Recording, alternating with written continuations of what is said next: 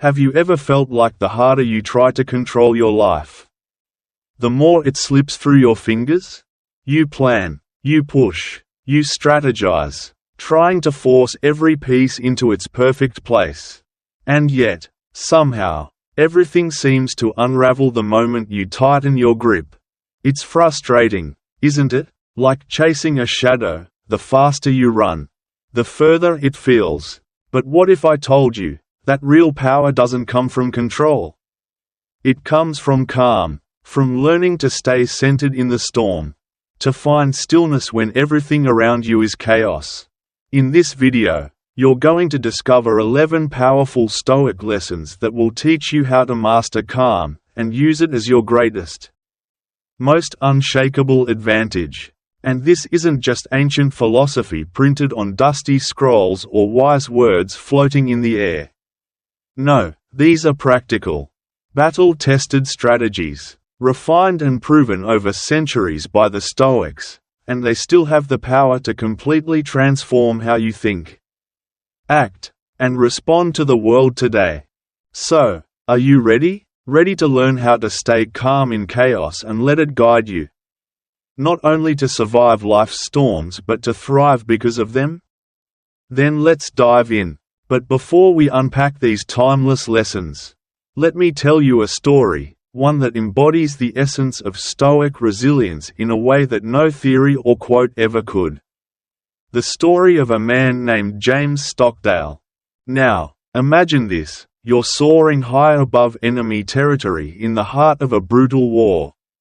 You're a US Navy pilot, confident, skilled, in total control of your aircraft, your mission, and your fate. Every switch, every maneuver is under your command. And then, in a single heartbeat, everything shatters. A missile strikes your plane. Alarms scream. The cockpit fills with smoke. There's no time to think. Only instinct. You eject. The wind roars around you as you plunge toward the earth.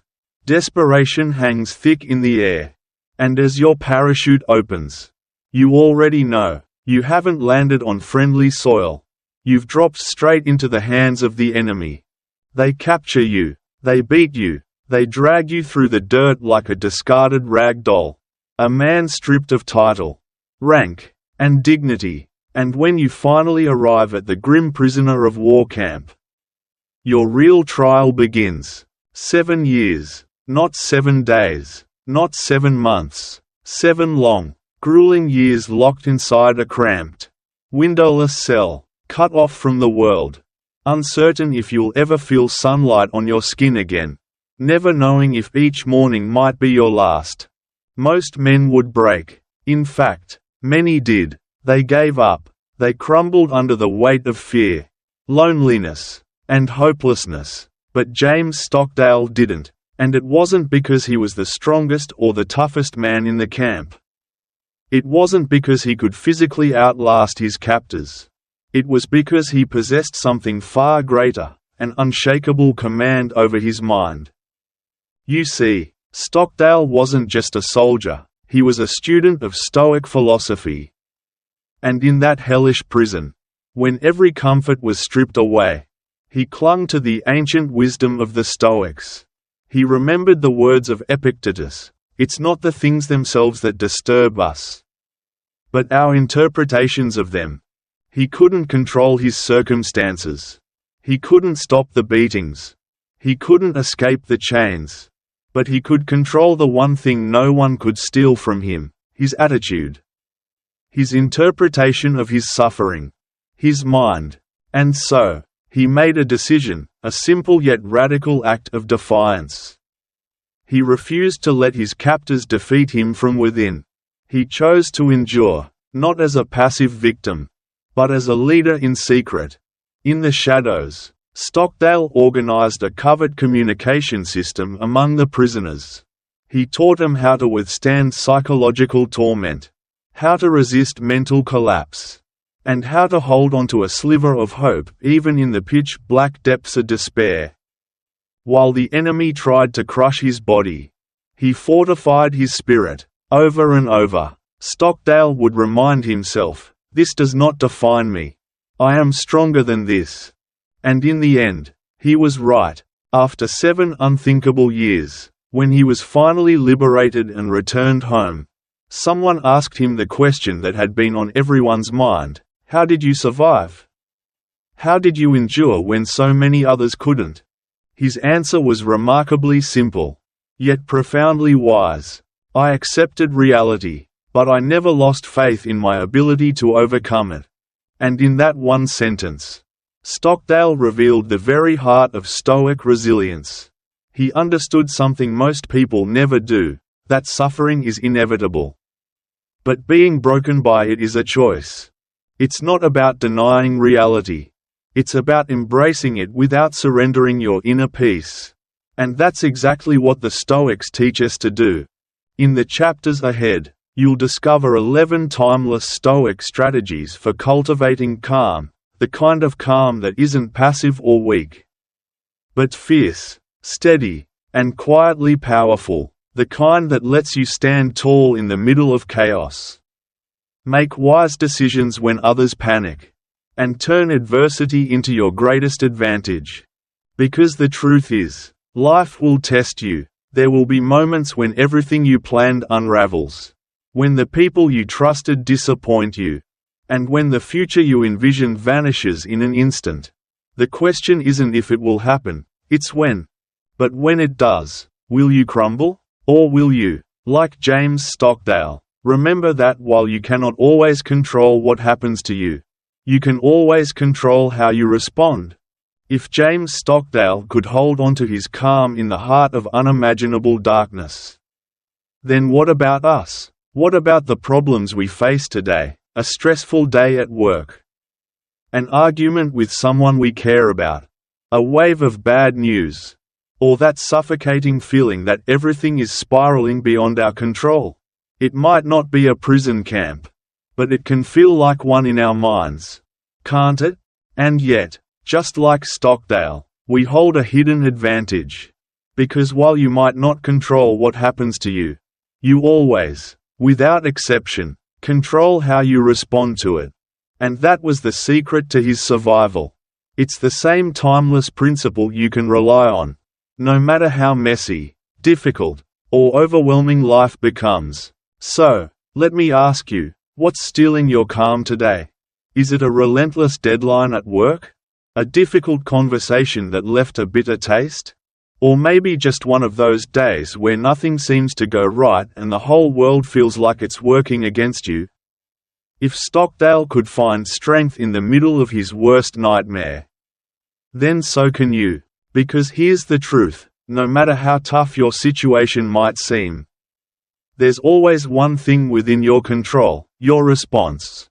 And in this video, I'm going to show you exactly how to master that power. Before we dive deeper, if you've found value in this message so far, consider subscribing and joining our growing community. As a member, you'll gain access to unique perks and exclusive content tailored for those seeking calm in a chaotic world. And while you're here, drop a comment and tell us, what does staying calm in a chaotic world mean to you? Or, if you prefer, simply type, "I am Stoic," in the comments below. Because we're building this space together, one calm, steady voice at a time. Now, let's get to it. Lesson number 1. Calm is your greatest weapon. Picture this: you're a Formula One driver, strapped tightly into your seat. Your hands grip the steering wheel, sweat gathering on your brow. The engine roars like a wild beast beneath you, the world a blur of color and heat. The track stretches ahead like a scorching ribbon of asphalt, each second pounding against your chest. You're in the final stretch. Victory is within your grasp. The finish line, so close you can almost taste it. But then, disaster. As you round a sharp corner, your tires lose traction. The wheel suddenly feels weightless in your hands. The car spins. Control evaporates in a heartbeat. And now, you're faced with a moment that defines champions. You have two choices. The first is to panic. Let fear seize your muscles. React impulsively. Jerk the wheel. Slam the brakes, and pray for a miracle. But more often than not, that desperate reaction only makes things worse. You veer off the track, landing in a gravel trap. Race over. The second option? Stay calm. Feel the car sliding beneath you. Acknowledge the chaos, but don't let it consume you. Ease off the accelerator for just a beat. Correct your steering with precision. And then, at the perfect moment, regain control. This is what separates the great drivers from the merely fast ones. It's not pure speed. It's not aggression. It's composure. The ability to keep your cool. To stay clear-headed when everything feels like it's crashing down. And life works the same way. It's never about avoiding problems. No one escapes life without curveballs, betrayals, setbacks, or unexpected turns. It's about learning to respond with clarity, strategy, and strength when those moments arrive. If you study the world's most successful people, in business, sports, leadership, even survival, you'll notice something strikingly similar about them. It's not that their lives are smooth or crisis-free. It's how they handle the storms. When chaos erupts around them, they don't lose their footing. They don't let fear dictate their next move. They stay calm, they stay sharp, and that's what keeps them ahead. Author and modern Stoic Ryan Holiday, in his book The Obstacle is the Way, calls this a strategic advantage. He argues that true power doesn't come from speed, aggression, or brute force. It comes from composure, from keeping a steady mind precisely when everything around you is falling apart. And here's the thing, this isn't just motivational talk or feel-good philosophy. There's hard science behind it too.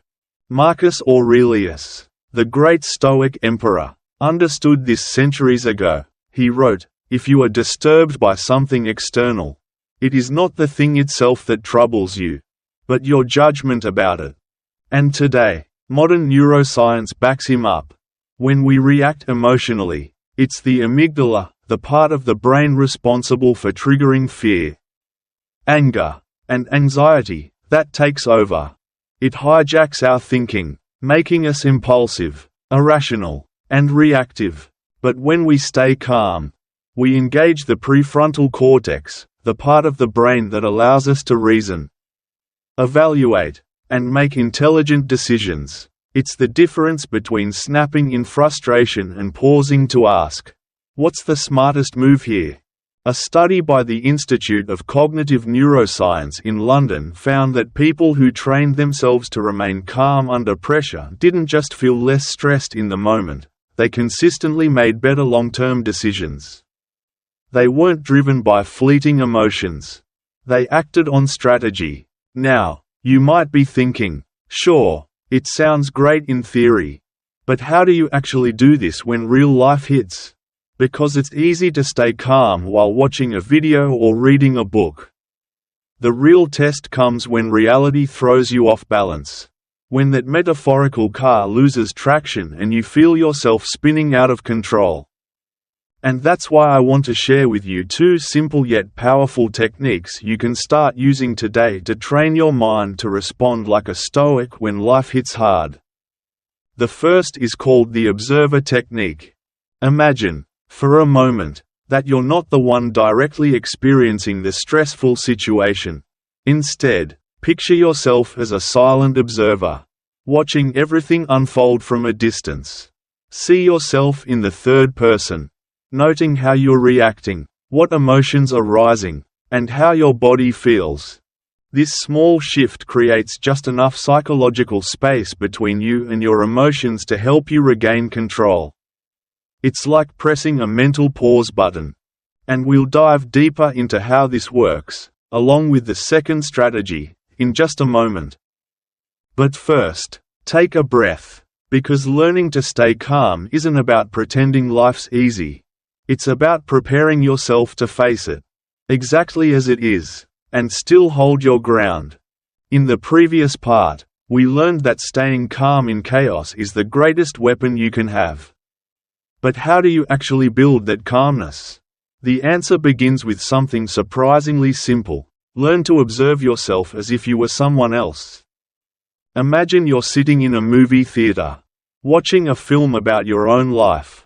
On screen, there's a moment where you're angry, stressed, or overwhelmed. As a spectator, what advice would you give the main character? You'd probably tell them to take a breath, not to do something reckless, to think before acting. By shifting your perspective like this, you create emotional distance and can think more clearly and objectively. Here's the strategy that will truly shift the game. Don't wait for a crisis to practice calmness. Train it every single day, starting with the smallest things. Let's say you come back from the grocery store. You're unpacking when, bam, the carton of eggs leaps off the counter and smashes on the floor. A total mess. Your first instinct? Maybe to yell, curse gravity, and wonder why life hates you today. This is your test. If something this small can steal your calm, what do you think will happen when life throws a real challenge your way? If you can't control your mind in the small moments, you won't be able to in the big ones either. Calm isn't something that magically appears when you need it most. It's a muscle you build through daily repetition. So ask yourself, do you really want to keep reacting like a rookie driver who panics at the first sharp turn? If staying calm makes you stronger, then why do you keep letting the world knock you off balance? Now, let's move to the second point. Can you really control everything? Have you ever had one of those days where nothing goes according to plan? You wake up early, determined to have a great day. You've scheduled everything down to the minute. You'll finish that big project, get in a workout, and cook a special dinner. What could go wrong? But then, it all unravels. Your boss suddenly assigns you an urgent task that wasn't on your list. A friend cancels dinner at the last minute. You call someone for support, only for them to say something that totally ruins your mood. Frustration creeps in. Nothing is going as planned, and you feel like everything's falling apart. But here's the truth, the problem isn't the situation. It's your desire to control it. We don't just want to control our own lives, we want others to behave the way we imagine. We want our plans to unfold exactly as we envisioned. We want everything to go perfectly. Think about it. How many times have you tried to change someone? Maybe you offered advice to a friend who keeps making the same mistakes. Or you tried to get your partner to see things your way. But they didn't. Or you wished your parents would worry less, understand you more, and support your decisions without judgment. And when they didn't, you got angry, frustrated, and felt like everything was going wrong. But the real cause of your suffering isn't the situation. It's your attachment to the illusion of control. Investor and entrepreneur Naval Ravikant once said in a talk about happiness and personal success, suffering comes from the desire to control the uncontrollable. He spoke about how so many people spend their lives trying to force outcomes, manipulate circumstances, or change others. But in reality, the key to peace is letting go and focusing only on what is within our control. And he was right. The more you try to force things, the more you resist reality. And the more you resist reality, the more stress, anxiety, and frustration you build up. But this isn't just a modern idea. Over 2,000 years ago, the Stoic philosopher Epictetus taught the same lesson. He said, some things are up to us and some things are not. And if we focus on what's within our control, and let go of everything else, we will find peace. A simple principle, but one that can completely transform how you handle every challenge in life. In the last part, we talked about a simple but powerful truth: you cannot control everything.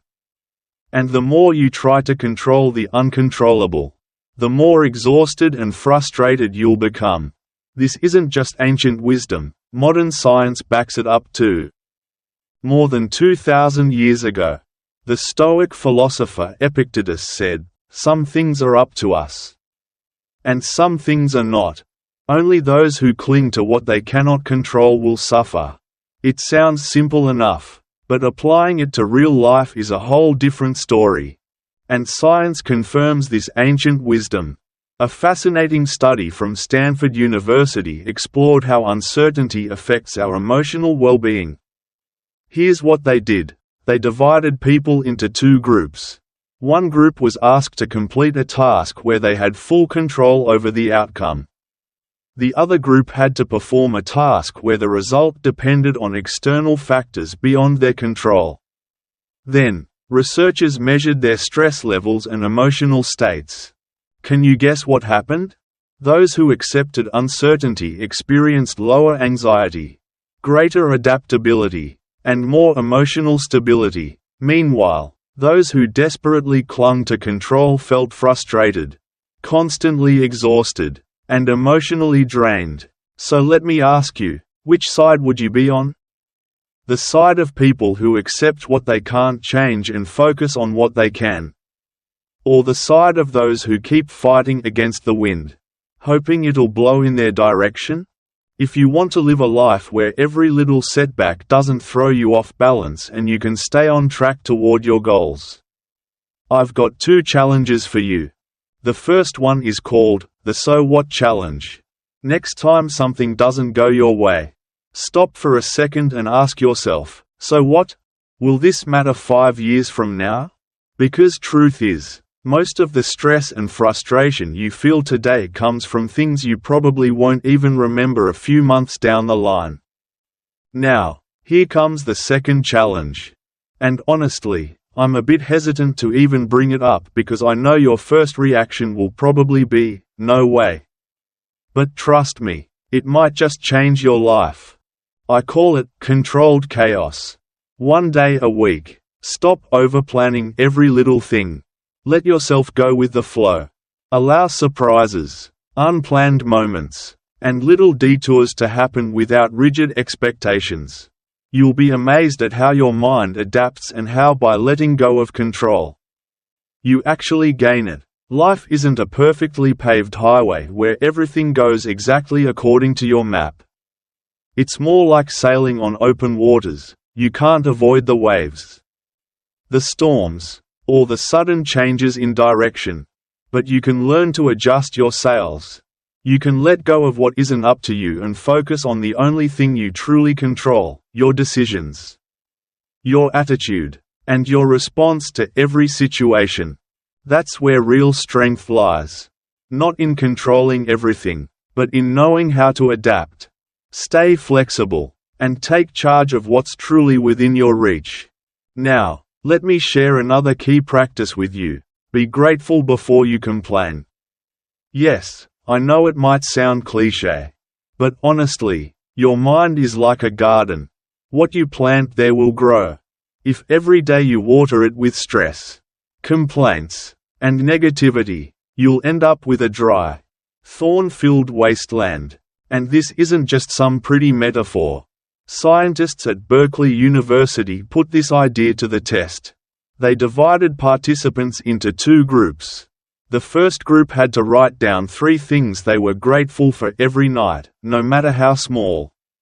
The second group could write about anything, with no specific focus. Weeks went by, and then they measured the changes in their brains. And the results were surprising. The group that practiced gratitude daily showed significantly higher activity in the prefrontal cortex, the part of the brain responsible for calmness, decision-making, and emotional balance. It was like their brains had undergone special training to focus on the good and handle stress more effectively. Meanwhile, the other group, nothing changed. Their minds stayed the same. The garden was still barren. See what I mean? Gratitude isn't trivial, it's powerful. And believe me, I know this from personal experience. I used to think it was a waste of time too. But one day, I decided to give it a shot.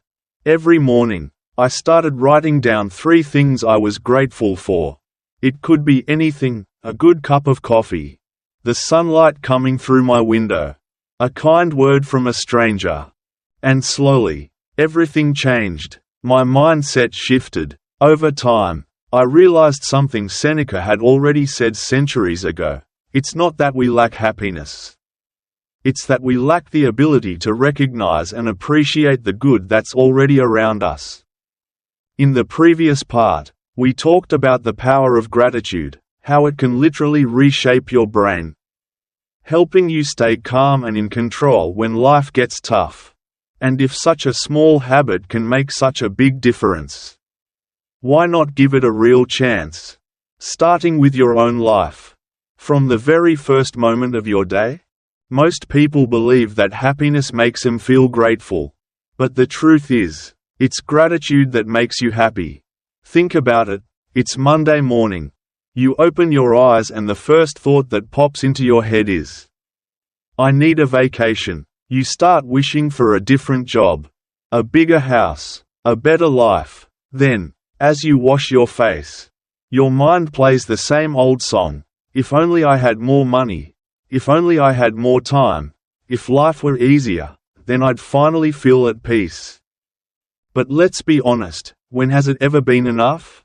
Because no matter how much you achieve, there's always going to be something else to chase. Another goal. Another thing you think you're missing. And in the middle of chasing all that, the only thing you're truly losing is your peace of mind. So if a simple habit like recognizing the good things you already have can literally strengthen your mind and help you face hard moments with calm, why wouldn't you give it a try? Start with this. Say, thank you, out loud at the start of every day. But don't just mumble it like a routine. Say it with awareness and energy. Picture yourself opening your eyes, sitting up in bed, stretching your arms out wide, and saying, thank you, like you truly mean it. It might feel weird at first, but try it, because the moment you begin your day with gratitude, your brain shifts its focus. Instead of obsessing over what's missing, it starts to notice what's already there. Next, every night before you go to sleep, write down 3 good things that happened during the day. Don't just repeat the same things over and over. Look for the little details. Maybe it's an unexpectedly perfect cup of coffee, a shared laugh with your partner, or a message from an old friend. Because if you don't train your mind to see the good, it will automatically cling to the bad. And finally, focus on what you have, not what you lack. Life isn't about ticking off an endless checklist of desires. If you can't appreciate what you have right now, you won't appreciate it even when you have twice as much. The peace you're chasing, the clarity you need, and the success you're after, they aren't hidden in what you don't yet have. They're found in the way you choose to see your life. Here's a truth you should tattoo onto your mind: complaining changes nothing. But gratitude changes everything. And when you start thinking positively, the good things naturally follow.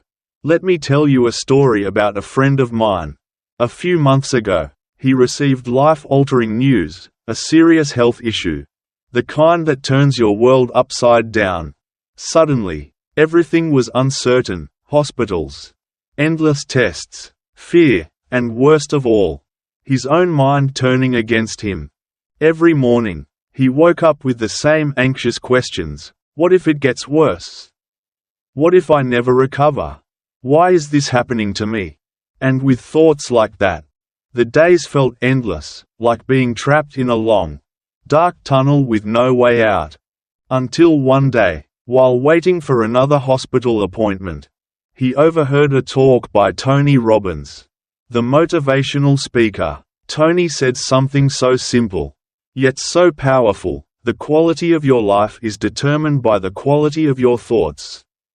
My friend couldn't stop thinking about it. He asked himself, wait, haven't I heard this somewhere before? He started digging and soon realized that Marcus Aurelius, the Roman emperor and Stoic philosopher, had said nearly the same thing almost 2,000 years ago. The happiness of your life depends on the quality of your thoughts. And that was his turning point. He finally understood. He couldn't control his illness, but he could control his thoughts. In the last part, we saw how a simple shift in the way you think can completely transform the way you experience life, even when your circumstances stay the same. And that's exactly what my friend realized. After all those endless days filled with fear and uncertainty, he made a decision. He couldn't change his illness, but he could change how he faced each day. So every single morning, before even getting out of bed, he forced himself to think of something positive, something to look forward to. No matter how small, it could be as simple as, "Today, I'll find something that makes me laugh." Or, "Today, I'll enjoy every moment I have with my family." Or, "Today, I'll be grateful for what I still have." And you know what's interesting? His situation didn't change. The hospital visits, the tests, the uncertainty, it was all still there. But the way he handled it was completely different.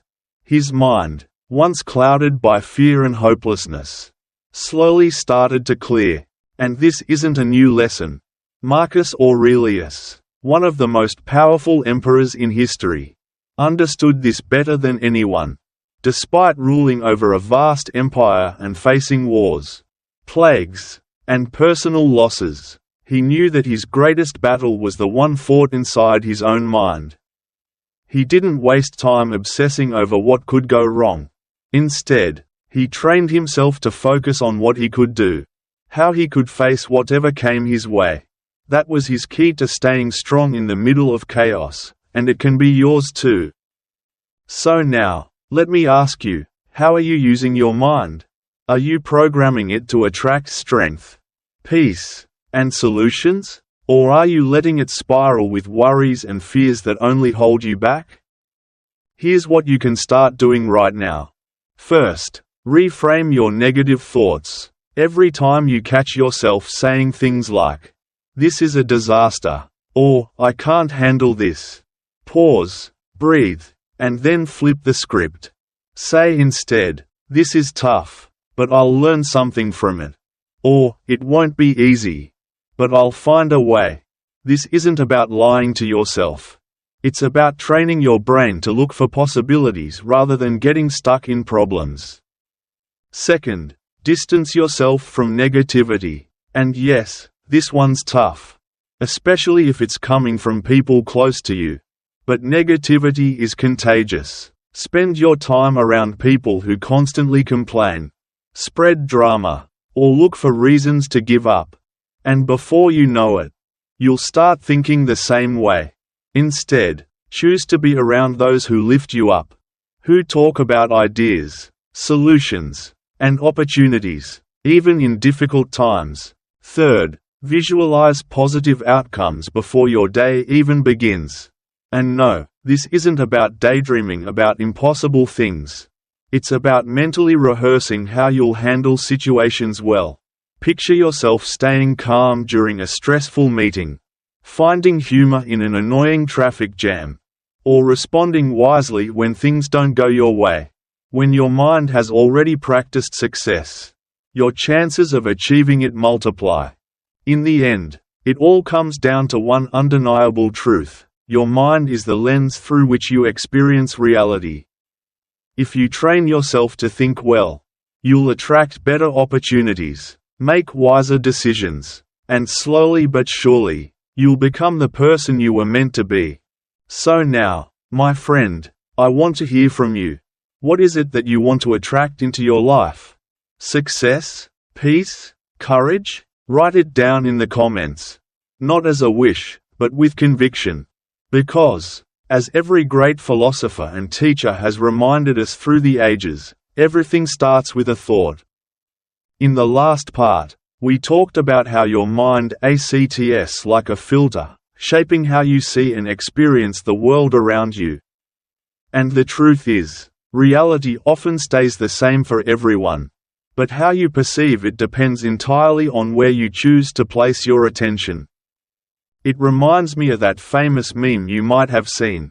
Two people are sitting on the same bus, traveling down the exact same road. One person looks out the window and sees a breathtaking, sunlit landscape, hills rolling in the distance, birds gliding through the open sky, and trees dancing in the wind.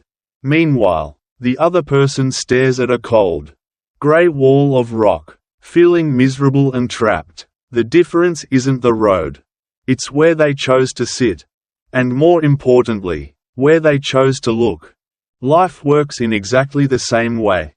If you spend your days focusing only on what's grey, what's missing, what's difficult or unfair, your world will always feel like a narrow, heavy wall closing in on you. But if you learn to turn your head, just a little, and look in the right direction, you might suddenly realize the view was always beautiful. It was just waiting for you to notice it. Will Smith once shared in an interview that if you want happiness, success, or to achieve any meaningful goal, you have to learn how to ignore distractions and focus only on what truly matters. That, he said, has been one of the biggest secrets to his own success. And it makes perfect sense, doesn't it? It's not about luck. It's about knowing where to direct your energy, what to give your attention to, and what to let go of. Your attention is like an Instagram filter. Depending on which one you choose, the entire image changes. If your mental filter is set to complaints, worries, and problems, the world around you will look dark, heavy, and discouraging. But if you learn how to switch filters, to choose the one that highlights opportunities, gratitude, and the things you can control, your entire world transforms before your eyes. So let me ask you, where have you been placing your attention lately? Have you been staring at that grey rock wall, or looking out towards the landscape you might be missing? Here's a simple exercise. Think about something from the past few days that made you feel upset, anxious, or frustrated. Maybe it was a careless comment from someone, a problem at work that wouldn't go away, or something you stumbled upon on social media that left a sour taste in your mouth. How did it make you feel? Did it weigh you down? Now, imagine that instead of fixating on that negative thing, you had shifted your attention towards something positive, something that was within your control. It could have been a small achievement you overlooked, a peaceful moment you rushed past, or a meaningful conversation you shared without realizing its value. Do you think your mood, your mindset, your day would have been the same? If you truly want to reclaim your calm, your focus, and your ability to move towards success, it starts with where you place your attention. And here's how you can begin. First, do a mental diet, just like you're careful about the food you put into your body. You need to be mindful of what you feed your mind. Reduce the amount of negative news, gossip, and pointless content you consume each day. Curate your social media feed. Ask yourself, is what I'm watching, reading, or listening to adding value to my life? Or is it quietly draining my energy? Because, in the end, your mind is like a garden. Whatever you water, whatever you nurture, that's what grows. Second, perform an attention reset. The moment you catch yourself stuck in a loop of negative thoughts, make a conscious effort to change your focus. Move your body, step outside, take a deep, grounding breath, look around and deliberately find something different. If your mind keeps asking, "Why is this happening to me?" switch the question. Start asking, "What can I learn from this?" or "How can this make me stronger?" You'll be surprised how quickly your perspective shifts. Third, surround yourself with people who reflect the kind of energy you want to attract. If you only spend your time with people who constantly complain, find problems in everything, and never offer solutions, you'll inevitably start seeing the world through their eyes. Negativity is contagious, but so is hope, so is strength, and so is resilience. Make an effort to seek out those who uplift you, who believe in possibilities, who see the light in dark times. Because the people you surround yourself with have a quiet but powerful influence on the direction of your thoughts and, ultimately, your life. In the previous part, we just talked about an important truth: you become the person you spend the most time with. If you're constantly surrounded by complaints, negativity, and people who never look for solutions, sooner or later, you'll start thinking the same way. But if you choose to be around people who inspire you, who challenge you to grow, and help you stay focused on what truly matters, everything begins to shift. As the Stoic philosopher Epictetus once said, "Where your attention goes, there is your soul," because in the end, what you focus on becomes your reality. If you train your attention to seek out what strengthens you, you'll become more resilient, make wiser decisions, and remain calm in any storm. Number 6. If you don't give your mind a break, it will eventually shut down. Think about it. How many times have you forced yourself to keep going when you were already completely drained? Sitting at your desk, staring at your computer screen, trying desperately to focus, but your mind feels like a TV stuck on a static channel. You find yourself reading the same sentence again and again without understanding a single word. So, you reach for a cup of coffee, then another, hoping it will snap you out of it, but it doesn't. The worst part? Instead of recognizing you need rest, you push yourself even harder. And honestly, do you think that's going to help you perform better? Of course not. You just end up making more mistakes and feeling even worse. Here's a truth no one tells you: rest isn't a luxury. It's a necessity. Look at your phone. What happens if you use it non-stop all day and never recharge it? That's right, it shuts down. And no matter how much you shake it, hit it, or yell, "Work," at the screen, it won't turn back on until you give it what it needs: power. So why do you treat your brain any differently? The ancient Stoics understood this long before modern science did.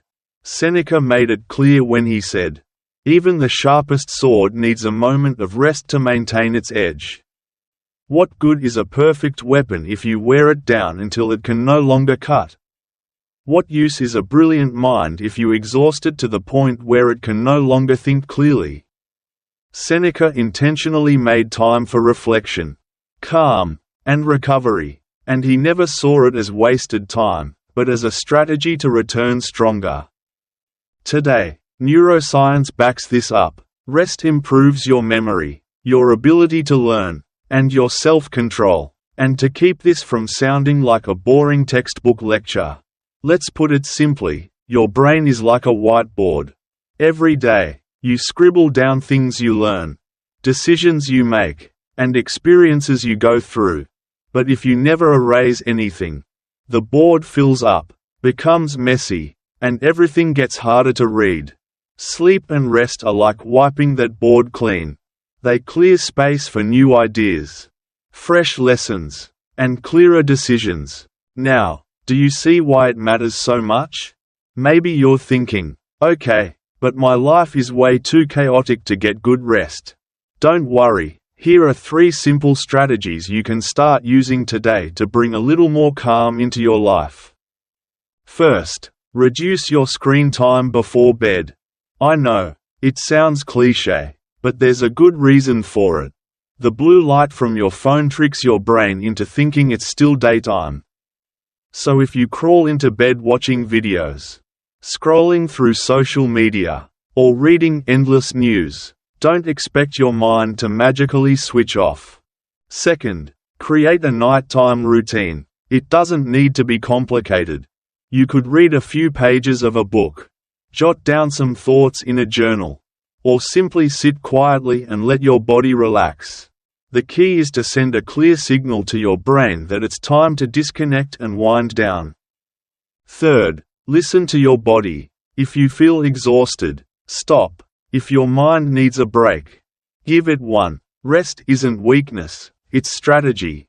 Think about it. An athlete doesn't train non-stop without rest days because they know their best performance depends on proper recovery. You, too, are the athlete of your own life. Believe me, taking breaks isn't wasting time, It's recharging your strength so you can return sharper and stronger the next day.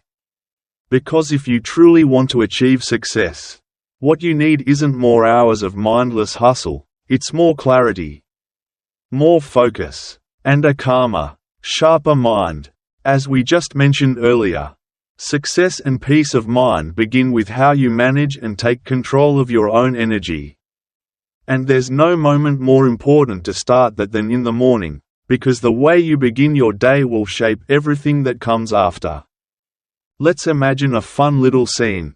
Marcus Aurelius and Seneca suddenly wake up in the 21st century. Marcus opens his eyes, immediately reaches for his phone. The screen lights up with a flood of notifications, emails from the Senate, messages from his advisors, and someone on Twitter criticizing his latest decree. Before even washing his face, he's already sighing in frustration. As he pours his coffee, his mind is weighed down by thoughts of how exhausting the day ahead will be. Seneca, on the other hand, wakes up calmly. He lies there for a moment, feeling his breath. He quietly asks himself, "What kind of day do I want to have today?"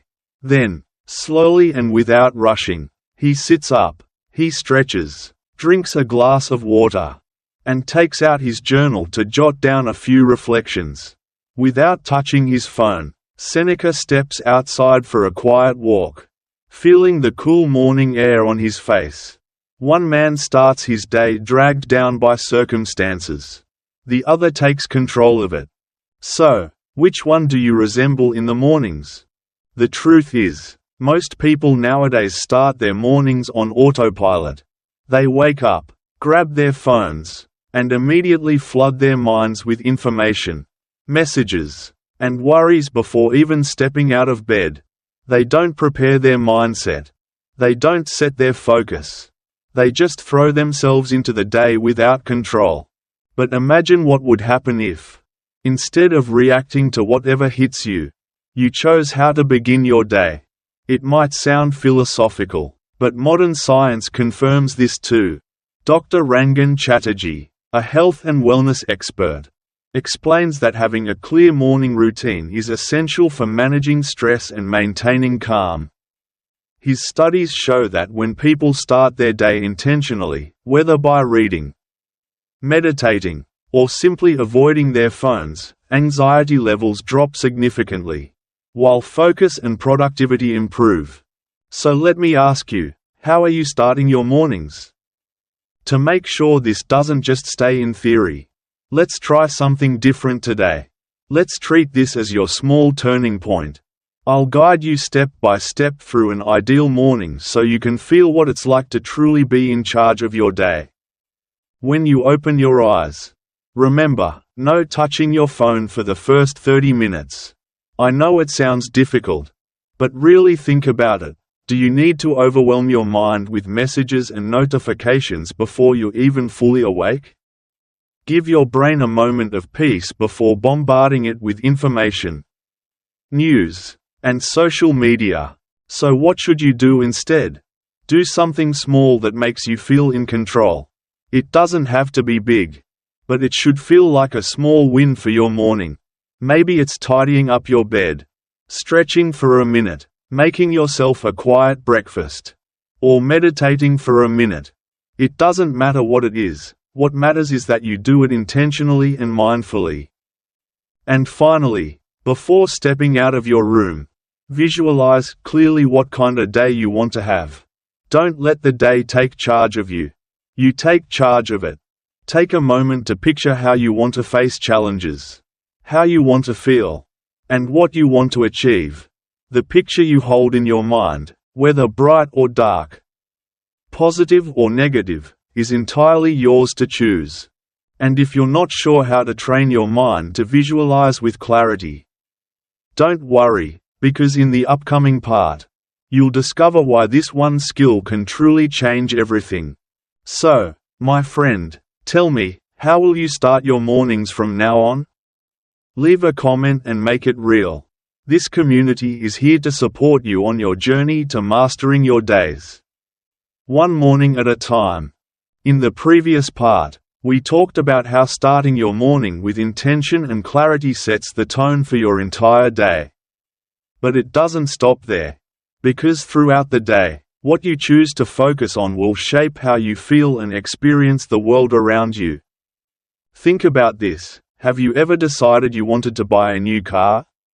The moment you start looking at different models, imagining the color, picturing yourself behind the wheel, suddenly that car starts showing up everywhere.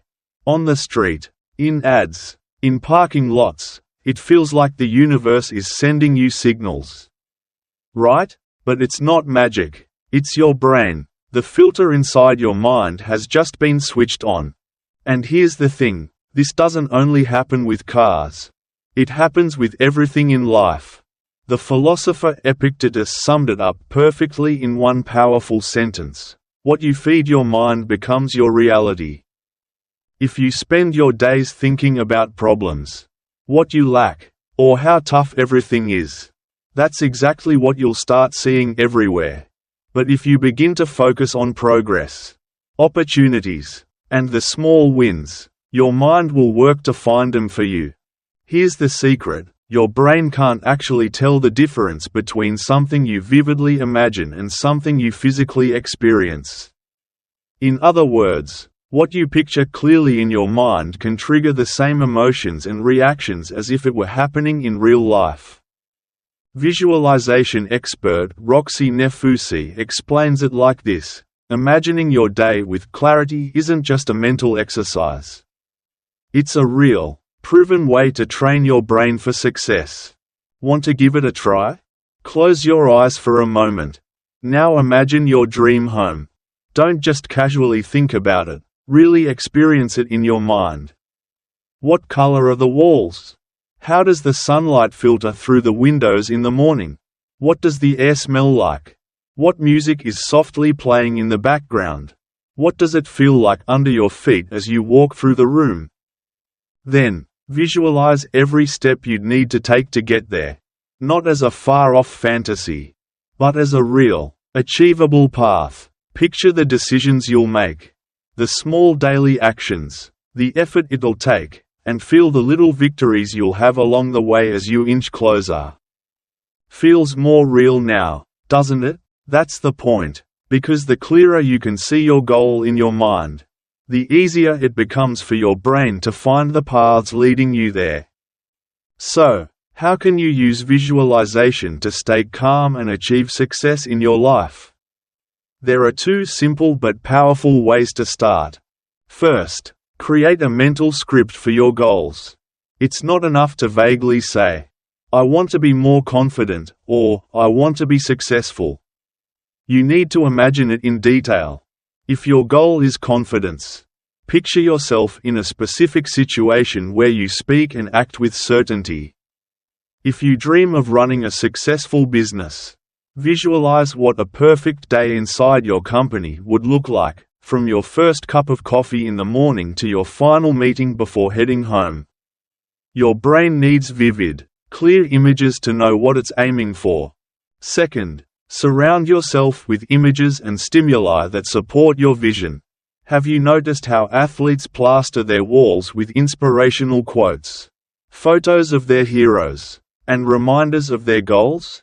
That's no coincidence. Your environment influences your thinking.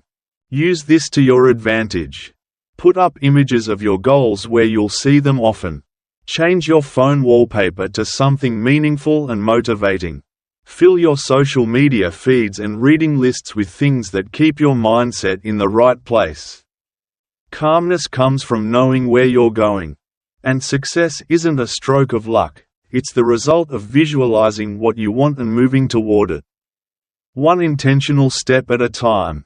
In the last part, we talked about controlling your breath and emotions, avoiding the trap of anger, and staying calm like the Stoics once did.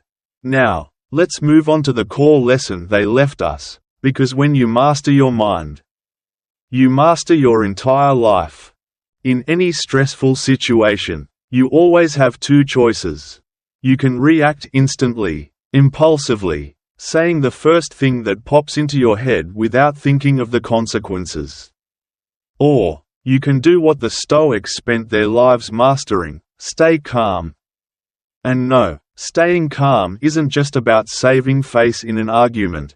It's the fine line between getting trapped in your emotional reactions or taking control and moving yourself a step closer to success.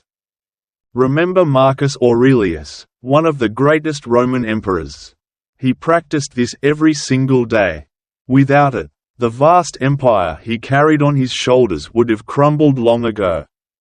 He once wrote, "Calm yet determined, cheerful yet steady, that is the man who follows reason in all things."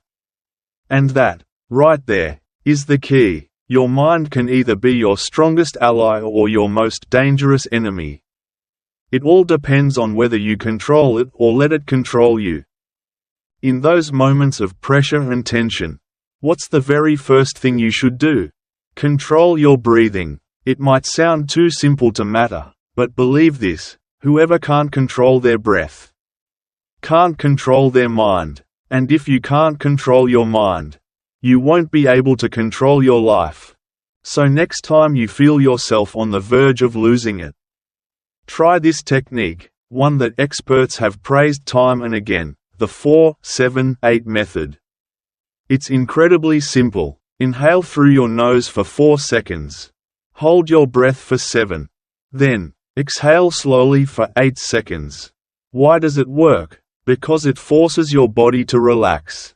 It's like hitting the reset button on your nervous system. Also, practice a little compassion. When someone snaps at you with anger or frustration, most of the time it's not truly about you. Maybe they're having a terrible day, a miserable life, or perhaps they simply haven't learned how to handle their own thoughts. And here's where you hold the advantage: you get to choose whether or not to step into their chaos. Because in the end, the one who shouts is the one who loses control. And the one who stays calm wins. Always remember this: when life pushes you to the edge, don't react immediately. Breathe first. Decide later. Because real success doesn't belong to those who let their first impulse take over. It belongs to those who know how to wait, to think, and to act with precision. And to truly master this skill, you need one thing, something subtle yet immensely powerful: silence. It's in that silence where she finally finds the answers she's been chasing. Not because someone handed them to her, but because, for the first time in a long time, she could finally hear her own voice. The Stoics understood this long before us.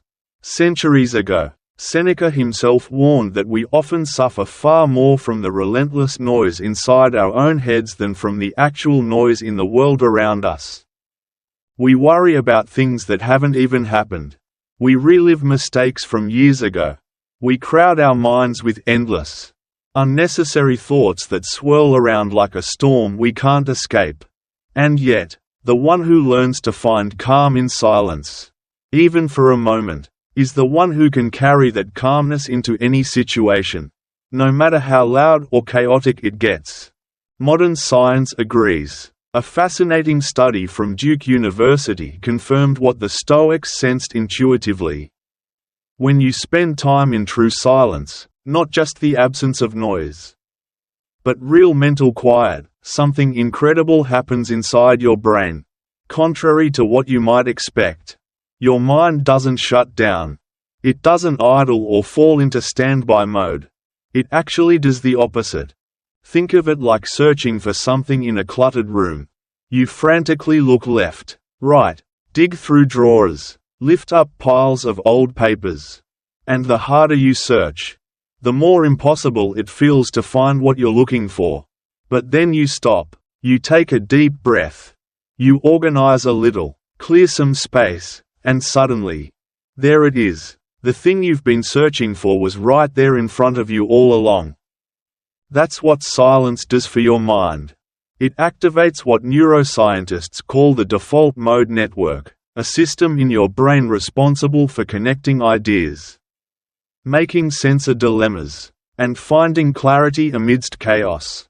It's as though, free from the constant distractions, your mind starts cleaning house, putting scattered thoughts into place, and assembling answers you once believed were out of reach. So, if your mind constantly feels like a raging storm and no solution seems clear, what should you do? Start small. First, disconnect for just 30 minutes a day. No screens, no conversations, no notifications lighting up your phone. Nothing but silence. It could be in the early morning before the world wakes up, at night before you sleep, or during any moment you allow yourself the space to be alone. Second, take silent walks. No music, no podcasts, no phone calls, just you and your thoughts. At first, it might feel odd, even uncomfortable, but over time, you'll discover it's a space where ideas, answers, and insights appear, ones you'd never noticed before when your mind was buried in constant noise. Third, write down what comes up in those moments.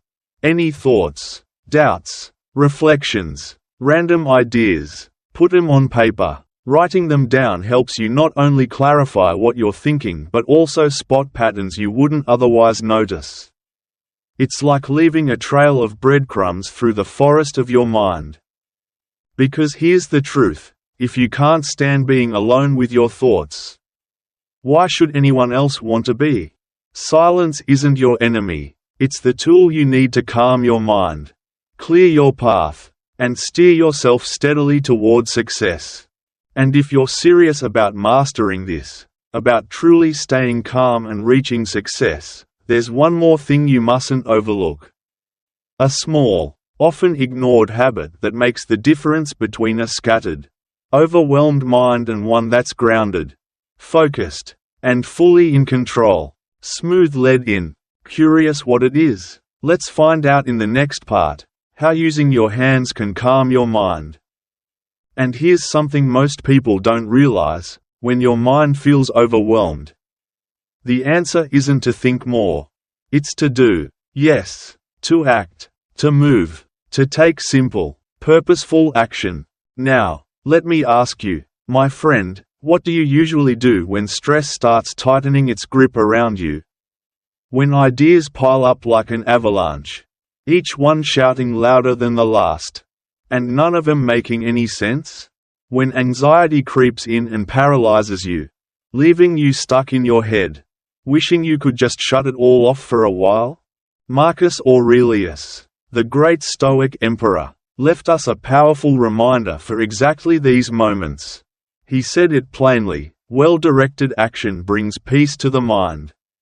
You see, calm isn't something that arrives when you sit frozen, waiting for the storm to magically pass. No, true calm comes when you move. When you channel that restless energy into something you can control, no matter how small. Picture this: you're at work, emails are piling up like a digital landslide. Your phone won't stop ringing. 3 different people are asking you for something urgent. All at once, you feel that familiar pressure rising in your chest. Your heart races. Your mind darts in 100 directions. You tell yourself to stay calm, but it's impossible. In that split second, you wish you were one of those people who can stay cool under pressure. The kind of person who keeps their head when everyone else is losing theirs. The ones who move forward while the rest freeze in panic. And here's the hard truth: those people aren't born like that.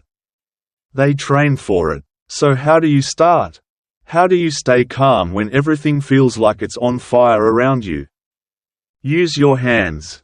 I know what you're probably thinking: my hands? What does that have to do with anything? It sounds almost too simple, doesn't it? But trust me, it works. More than you realize. Start by dedicating just 10 minutes a day to a hands-on activity.